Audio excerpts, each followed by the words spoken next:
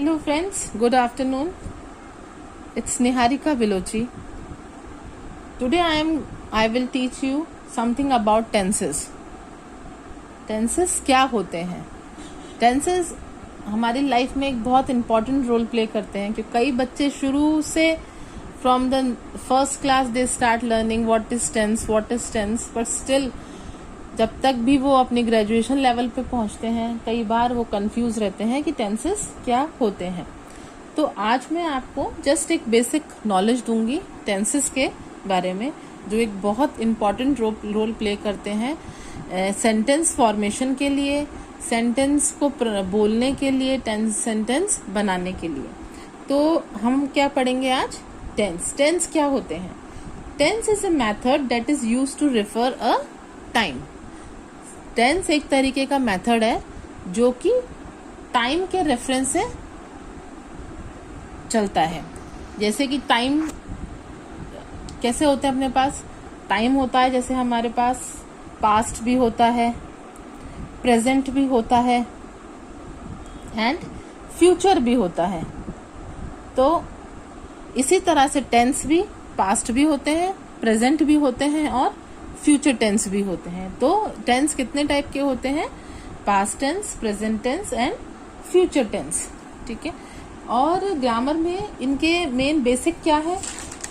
जो 3 बेसिक्स होते हैं ग्रामर के।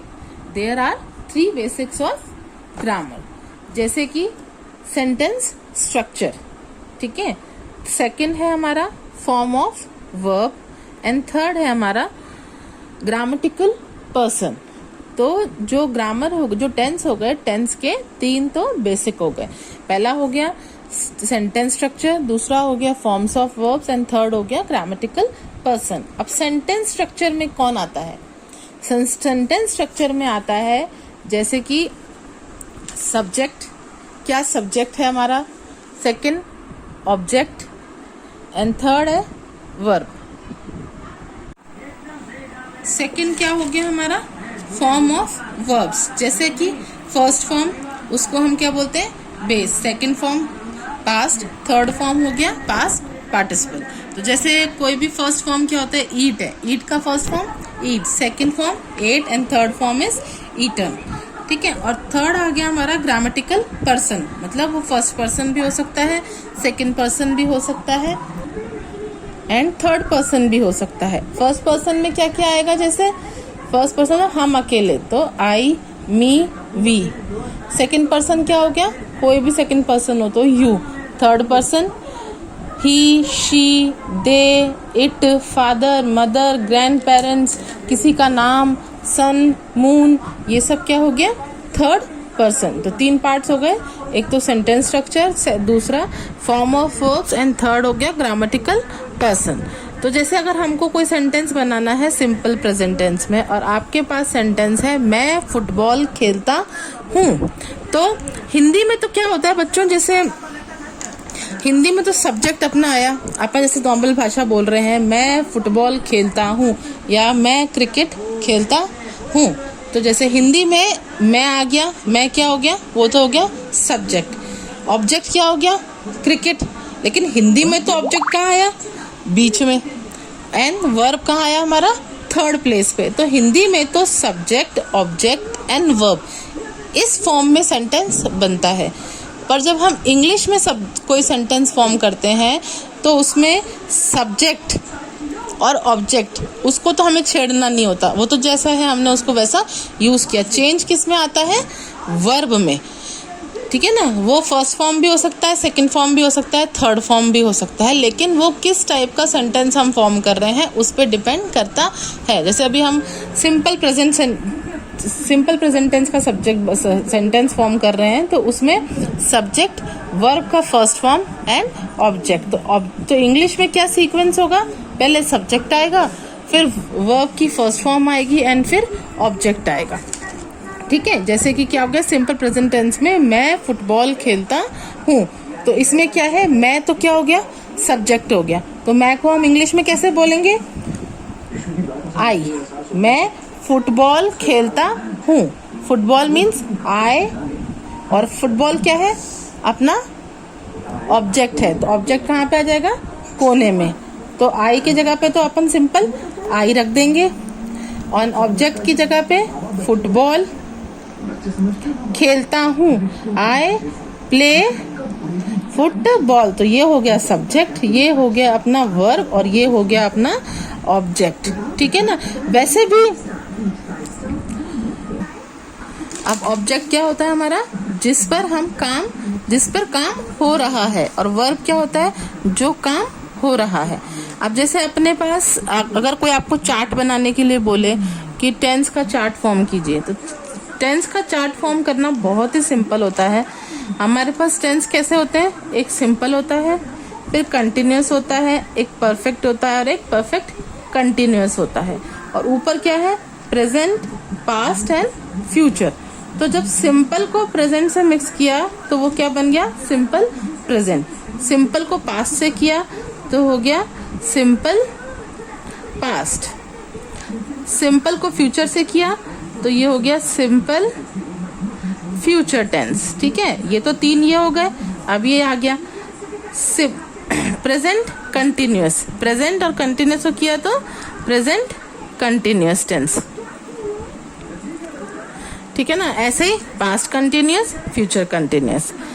फिर ये present perfect, past perfect and future perfect, and ये सिंपल, ये present perfect continuous, present past continuous and future perfect continuous. ऐसे ही हमारा चार्ट फॉर्म हो जाएगा। ये चार्ट आप लोग भी इजीली फॉर्म कर सकते हो। और ये चार्ट फॉर्म करके सबसे इम्पॉर्टेंट बात कि आप सिंपल टेंसेस को कैसे पहचानेंगे, कि जैसे अपन ने फर्स्ट जो टेंस बनाया है सिंपल प्रेजेंट टेंस, वो आप कैसे पहचानेंगे।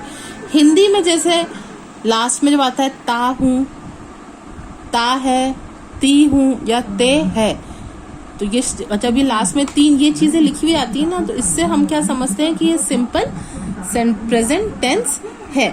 जैसे कि और जैसे ता हूँ, नाउ, या मतलब मैं क्रिकेट खेलता हूँ, ता हूँ, तो मतलब ये काम मैं कर रहा हूँ, इस समय कर रहा हूँ, इस महीने कर रहा हूँ, इस साल कर रहा हूँ। कोई परफेक्ट नहीं दे रखा, मतलब ऐसे कहा कि मैं इतने घंटे के लिए खेल रहा हूँ या मैं इतने समय के लिए खेल रहा हूँ, मैं क्रिकेट या फुटबॉल खेल रहा हूँ, मतलब ये मेरा खेलना मतलब चल रहा है, कभी भी खेल सकता हूँ मैं। तो जैसे हमारी कोई हैबिट हुई, हमारा कोई रूटीन हुआ, या कोई फैक्ट हुआ, जैसे पृथ्वी गोल है, तो ये सब चीजें किस में आती हैं, सिंपल प्रेजेंट टेंस में।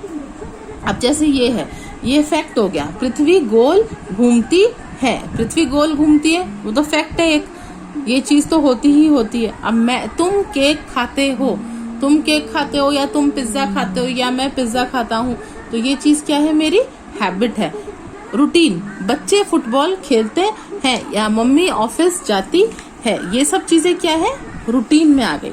ठीक है ना। तो सब में क्या लगा है, ता हूँ, ता है, ती हूँ या ते है। जैसे ये है, अब मेरे पास एक सेंटेंस, मैं कार्टून देखता हूँ, तो इसमें लास्ट में क्या आया, ता हूँ। अब इसमें तो हिंदी में ये सेंटेंस है। अब मैं अगर आपको बोलूँ कि बच्चों अब आप इसको इंग्लिश में कन्वर्ट करो, तो इंग्लिश में कन्वर्जन के लिए हमारे पास क्या जरूरी है, सबसे पहले तो हमारा सब्जेक्ट आना चाहिए। ऑब्जेक्ट जो बीच में था वो कहाँ चला जाएगा, सबसे लास्ट में। तो मैं का क्या हो जाएगा, मैं मतलब आई, मैं तो सब्जेक्ट हो गया, और साथ में क्या हो गया, आई। देखता हूँ मतलब ता हूँ हो गया, मतलब ये सिंपल प्रेजेंट टेंस हो गया। कार्टून क्या है, हमारा ऑब्जेक्ट है। ठीक है ना। ऑब्जेक्ट क्या होता है, जिस पर काम हो रहा है। और अब और हमारा लास्ट में क्या आता है, वर्ब, या मतलब वर्ब में कहते हैं जो काम हो रहा है। अब वर्ब कहाँ आ जाएगा इंग्लिश में, बीच में। तो देखता हूँ को इंग्लिश में क्या करोगे, आई वॉच कार्टून। तो ये हो गया हमारा सब्जेक्ट, ये हो गया हमारा वर्ब, और ये हो गया हमारा ऑब्जेक्ट। हिंदी में सेंटेंस था तो उसमें सबसे पहले सब्जेक्ट था, उसके बाद आपका ऑब्जेक्ट था, उसके बाद वर्ब था। इंग्लिश में जस्ट सब्जेक्ट और ऑब्जेक्ट तो अपनी जगह, मतलब सब्जेक्ट और ऑब्जेक्ट यहीं रहेंगे, और जो वर्ब है वो कहाँ आ जाएगा, सेंटेंस के बीच में। अब आता है तुम पिज्जा खाते हो। अब इसमें भी क्या आया, खाते हो, ते हो से क्या समझेगा, तो आप क्या समझोगे ते हो से, कि ये सिंपल प्रेजेंट टेंस है। सब्जेक्ट में तुम का क्या होगा, तुम का मतलब हो गया यू, तुमको हम इंग्लिश में क्या बोलते हैं, यू, यू हो गया सब्जेक्ट। खाते हो मतलब ये वर्ब हो गया। और पिज्जा क्या है, पिज्जा एक तरह का ऑब्जेक्ट है। तो यू तो अपनी जगह पे, ऑब्जेक्ट की जगह पे पिज्जा, और खाते हो की जगह पे फर्स्ट फॉर्म, तो ये हो गया ईट। ठीक है ना।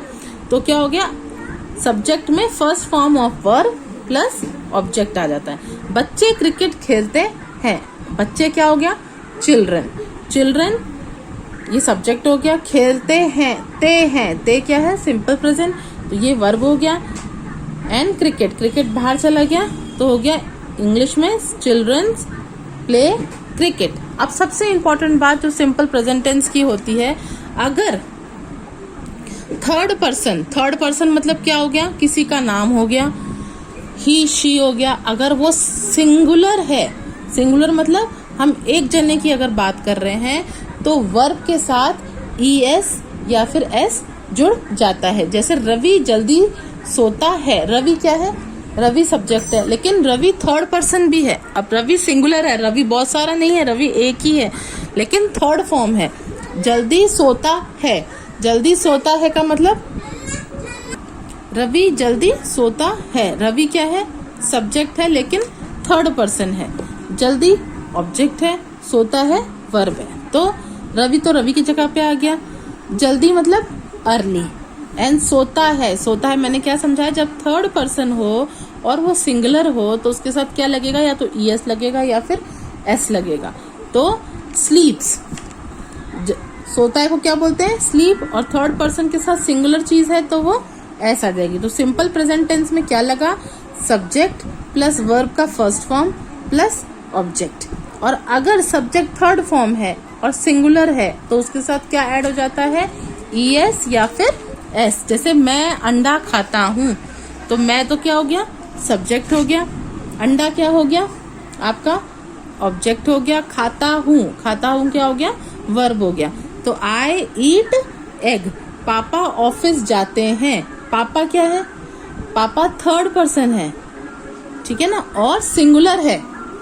तो फिर डैड जाते हैं, गो का क्या लगाएंगे अपन, ES लगाएंगे या फिर S लगाएंगे। तो पापा, डैड गोज टू ऑफिस, पापा ऑफिस जाते हैं, मतलब डैड, पापा थर्ड फॉर्म हो गया पापा, तो ठीक है ना, थर्ड पर्सन हो गया, सॉरी थर्ड पर्सन में डैड, और थर्ड पर्सन के साथ क्या लगता है, ES या फिर S, तो गोज टू ऑफिस। तो ये चीज हमारी क्या हो गई,